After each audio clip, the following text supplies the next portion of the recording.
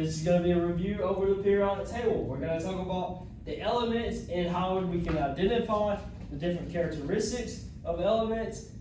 We're going to figure out how we know where to locate the protons, the neutrons, and all of that based on the periodic table of elements. So before we get started, I'm going to read you something about the properties of elements. So class, can you tell me, what are elements? They are pure substances that cannot be broken down. Yes, and they're only made up of one type of atom. An atom is made up of protons, neutrons, and electrons. For example, a carbon has 6 protons and 6 neutrons and 6 electrons. So if we go over here to the periodic table, we look at carbon, and it tells us the atomic number is 6. So that tells us protons and the electrons. This gives a carbon a unique properties that can be used to identify it. So if we look at the periodic table, we can go over there and find carbon by searching for the atomic number 6 and also searching for the symbol. What is the symbol of carbon? C. Now let's go further in. Elements are made up, like we said, they're made up of the same type of atoms. Elements are naturally occurring substances that exist in all 3 states. That could be liquid, gas, and solids. For example, oxygen exists, and plasma. You are correct, and plasma. So, for example, oxygen exists naturally as a diatomic element, meaning that it has 2 oxygen atoms. Each atom is made up of protons, neutrons, and electrons. But the protons and neutrons are positioned where? In the nucleus. In the nucleus. So that leaves the electrons where? Outside of the nucleus. Outside, but where are they located? There's a term for it. Energy levels. Energy levels, but also the electron cloud. It's a great job there.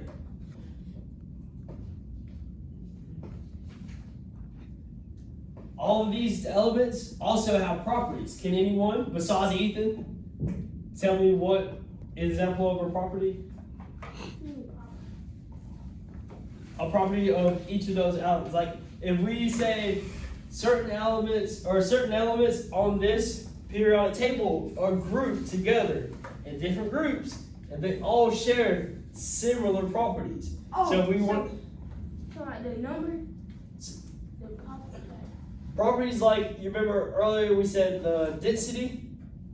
If something has magnetism, that's how we want it. It's just different characteristics that will show us and help us identify different elements on the periodic table. Those properties include, and not limited to, conductivity, magnetism, a melting point, or a boiling point. So these are all different characteristics that help identify elements. But if we look up the periodic table, those elements are all grouped by different characteristics. But if they're in the same group, those all share similar properties. Similar properties and similar characteristics. And if you notice, there's a pattern in which elements are arranged in the periodic table that helps scientists categorize different elements. If you look, we have like post-transition metal. Where can you find a post-transition metal? Where's it located? Right, like the blue, the other one by LR. Right here, the dark blue. That's how it's categorized. So all of these will share similar properties because they are all based in the same group. Okay? But so tell me, what does the period tell you? It tells you how many energy levels there are. How many energy levels that each element has. So if we're in group number period 3, how many would look at sodium? It'd have 3 energy levels. It'd have 3 energy levels because it's in period number 3. How about let's look at boron. Boron is located here. What period is that in? 2. It's in period 2, so it has 2 energy levels.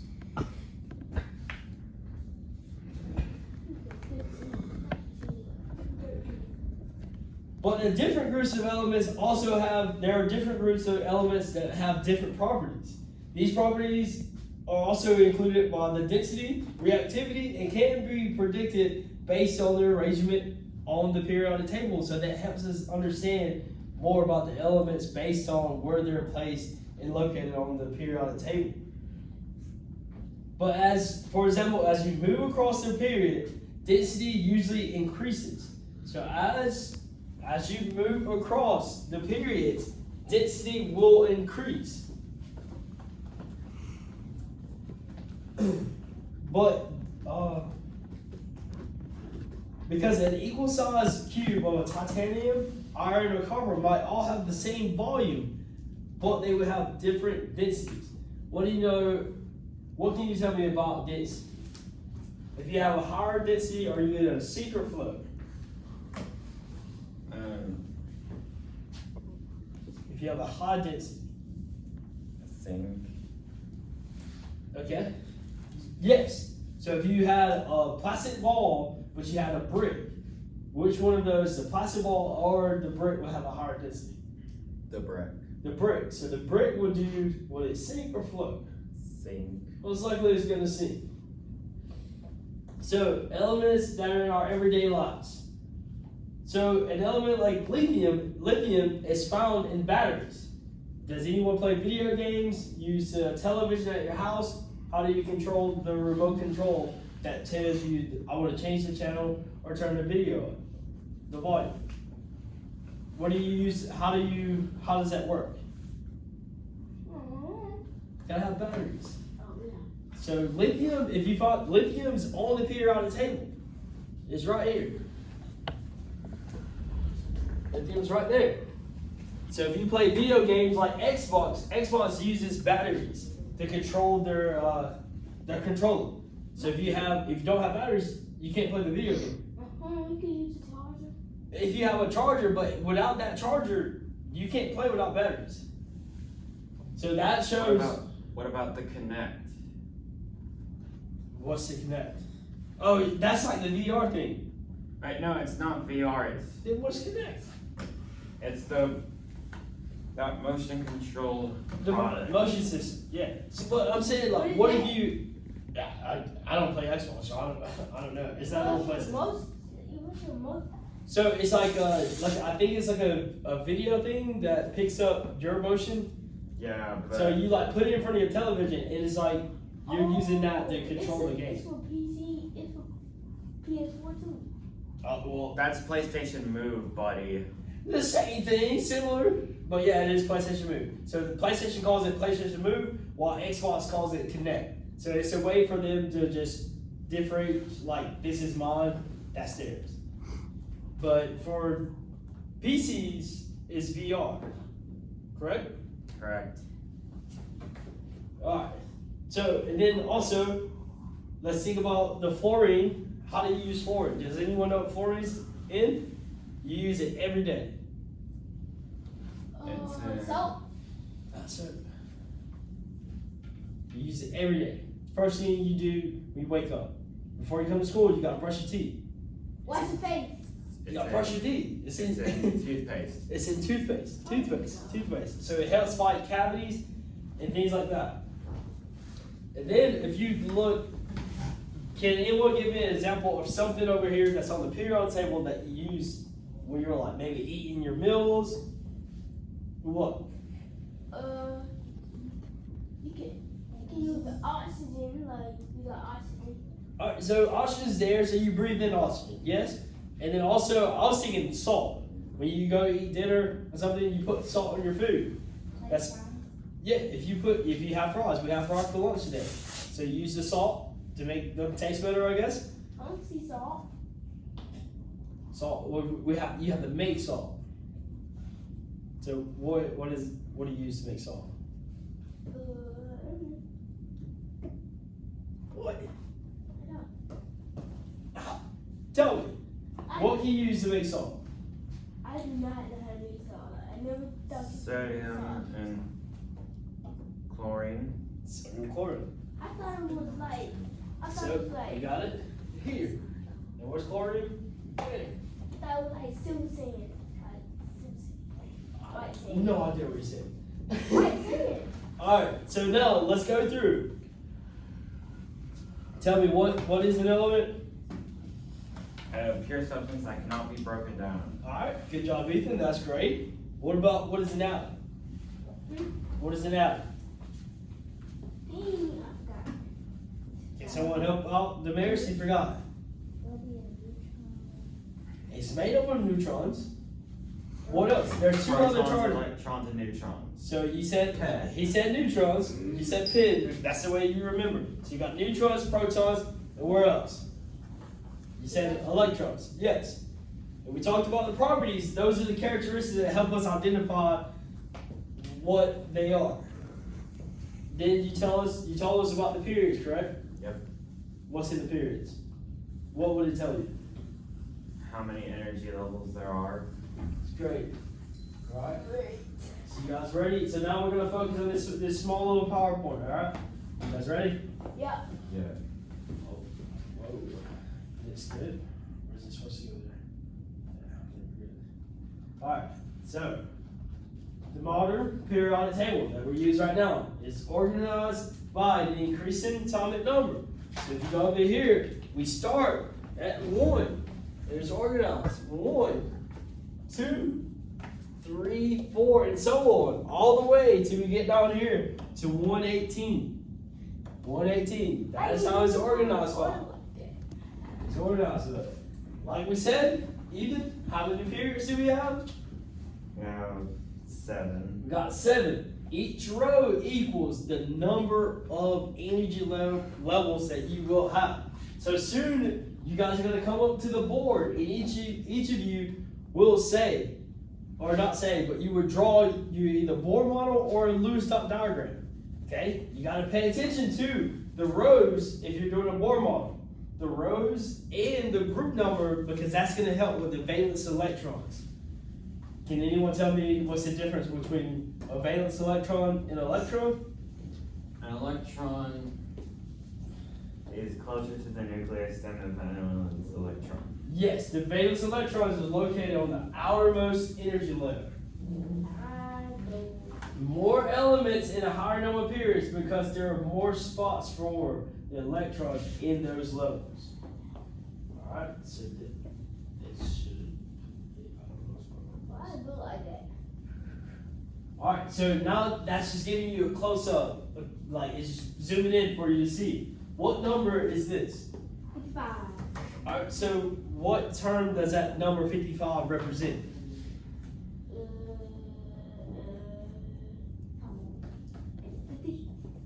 So, but what if you look at this element symbol?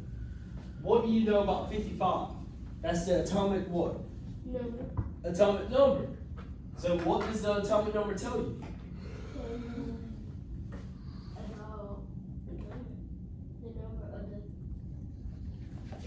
Protons and neutrons. Not protons and neutrons.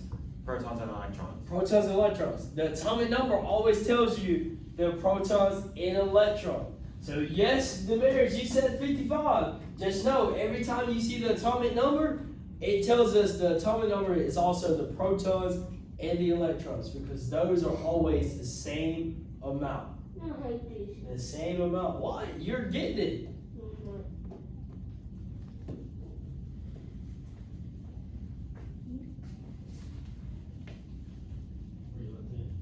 What? Look. It said 55. That's the atomic number. So now I'm pretty sure that's their atomic, CS is the atomic symbol. So what are 2 ways that you can see its atomic symbol? Can it be the first one? If it has 1 letter, it's going to be 1 letter that's capitalized. But if it has 2 letters, the first letter is uppercase, while the second letter is lowercase, just like the C and the S. C is capitalized, the S is lowercase. Atomic mass. So how do we find out about the atomic mass? Wait. You gotta subtract The atomic number. So the atomic mass, that's telling us that all of these added up together, correct? But Correct. when you want to find out the total number of neutrons, how do we find the neutrons? We Just subtract the atomic number to the atomic mass. So you subtract the atomic number from the atomic mass. So it'd be 130. So if that's 132.9, what do you have to do first? you have to round up. Yes, that's correct. Great job, Ethan. You round up, and then you subtract 55 from it, like you said, Tavares. So we look at this. It's talking about the atomic number. We know if you have an atomic number, it tells you the number of protons, and it's always the same for any given element. The atomic number is always going to be up there, located on either the upper left or right in the middle. And it also tells you the total number of electrons because the atomic number is always the protons number and the electrons. Your protons and electrons are always the same.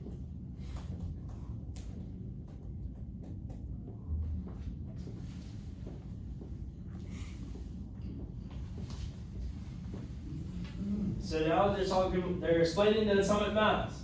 So we have the protons plus neutrons, and we also have the total of neutrons, means you take the atomic mass, which is your bottom number, minus the atomic number, just like you just did in the slide before. Once again, we read this slide, it says properties change as you move left or right. As you move left to right. So these will all have a similar property. But once you move to the next one, these properties are going to be different. Especially if you go from lithium and you go to magnesium. Those will definitely be different properties. That's why these are grouped together. These are grouped together. Grouped together. The periodic law, once we get done, we'll see about that. See if you maybe go to the nurse or something. Periodic law. When elements are arranged in order to increase in atomic number, there's a periodic repetition of the physical and chemical properties. But elements that have a similar chemical and physical properties end up in the same column or group or family. So that's again, it is explaining as you move left or right, those are all in the same group or the same family, so they have a similar characteristic and similar properties. Periods 6 and 7 are partially put under the bottom to make it more compact. 6 and 7.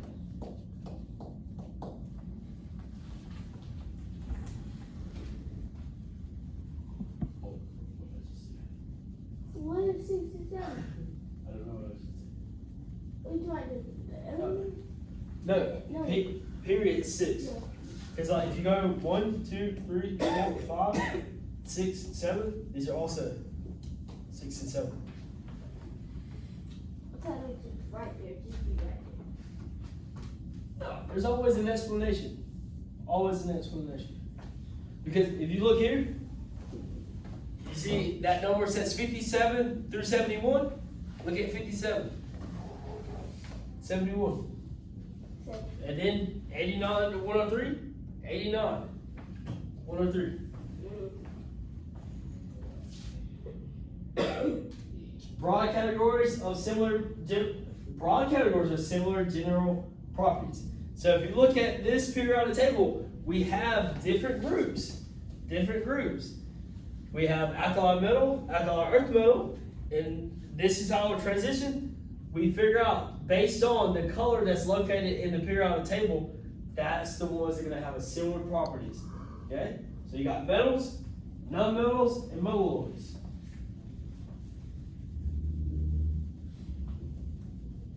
Across the period, properties of elements become less metallic and more and non-metallic. What does that mean? It means they lose the properties of metals. They lose the properties of being a metal. Good job.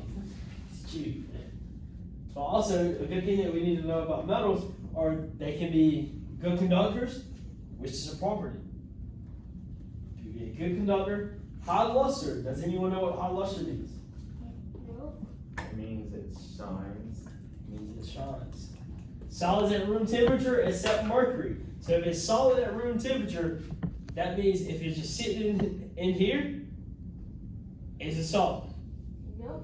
But if you put it up at a higher degree, what happens to metal if you put heat to it? It's gonna melt. It starts to melt. Good job. Why Ductile. you put it in the oven and it's not gonna melt?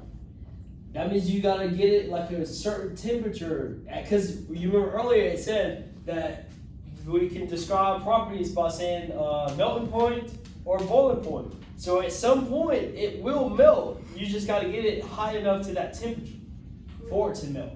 Well, when my mom, when I put my doors back in the bathroom, it was not melting.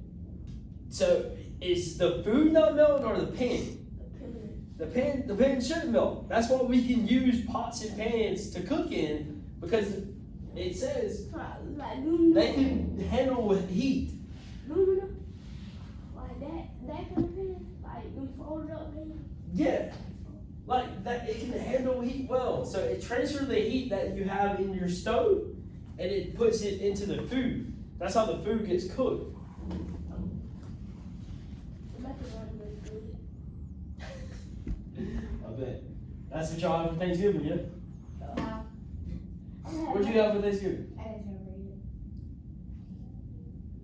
It's just Thanksgiving. I had macaroni. Alright, well, I mean, that's fine. That's fair. But did you at least get to see your family? Well, that's the main thing. Like everyone else, they probably just eat. But as long as you see your family and spend time away from school, spend time with your family and friends that you haven't seen in a while, that's all. That's what it really is about.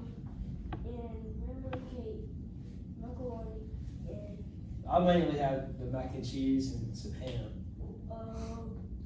I spent a lot of time. turkey, ham, and greens and stuff. Alright, so now let's look at the non-metals.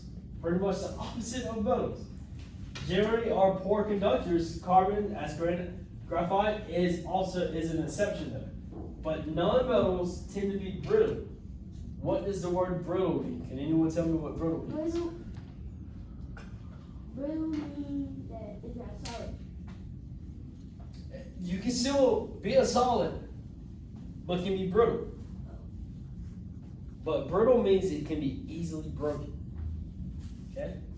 Easily broken. Metal, it's hard to break or bend metal, correct? Correct. So you wouldn't describe metal as being broken. Metalloids, similar to both metals and non-metals. So metalloids will actually have characteristics of both metals and non-metals. And then the changing of conditions will change behavior, whether it behaves like metal or non-metals. Silicon can be a poor conductor like a non-metal, but a small amount of boron is mixed with the silicon, it becomes a good conductor. What is that they use? It's like some sort of instrument. Like a weird vase. I go hookah. I would say weird vase, for sure. Alright, so now let's come.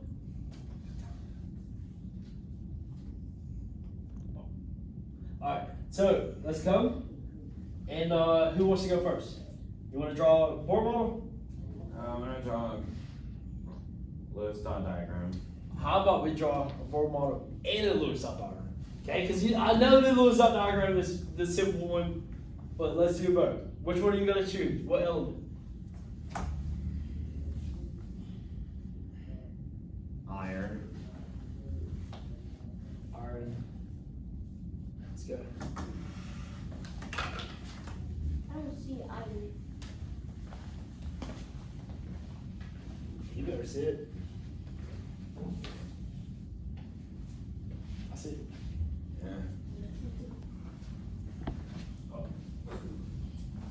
You guys get ready, pay attention. So right now, what is he drawing right now? What is that called? The board model. It's called the Bohr model, but what is this right here first? The energy level. So that technically he's about to draw the energy level, but what's the first thing that you have to draw first? What's in the middle of an element?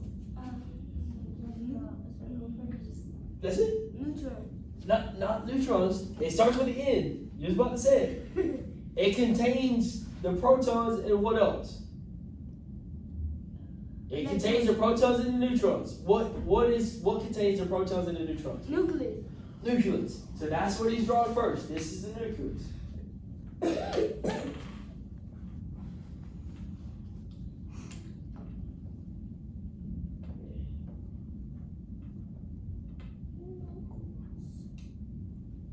It's broken. Right here, this, You need a new one? yeah.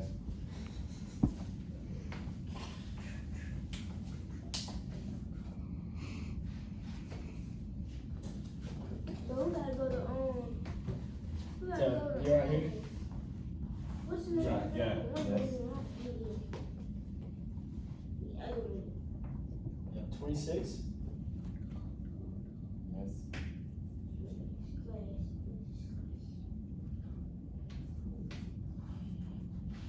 So anyone that has a calculator, can you put 55, or that's gonna be 56. What's 56 minus 26? You said 56 plus 26. 56 minus 26. 30. 30. That's how many neutrons iron has. So, alright, Ethan, how many energy levels do you need? 4. You need 4 because it's in period 4. 1, 2, 3, 4. That's me. So you gotta get one more.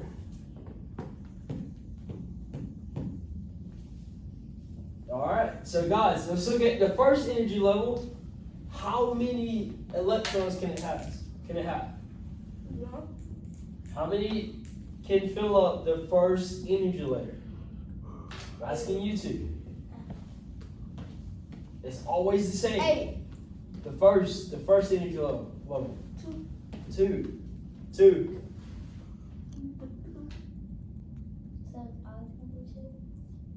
Yes, the only time it can be 1 if you have hydrogen. Hydrogen is the only one that has 1. Alright, so what about the second?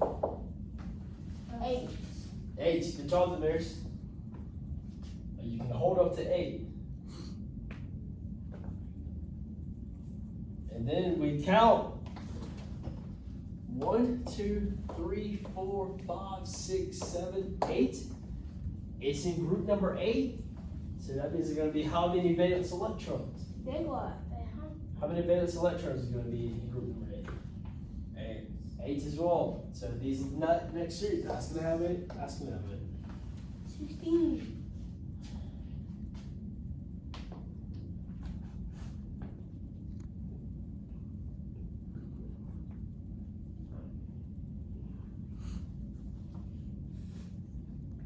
I know it's There. So want to do your little stop?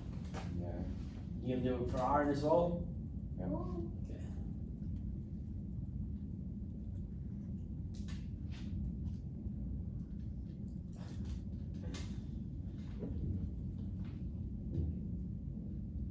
So what group number is iron in? 8. 8. So that means how many valence electrons you're gonna have? 8. 8.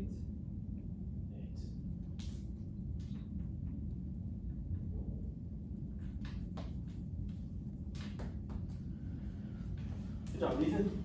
Well done. well done. We're finished.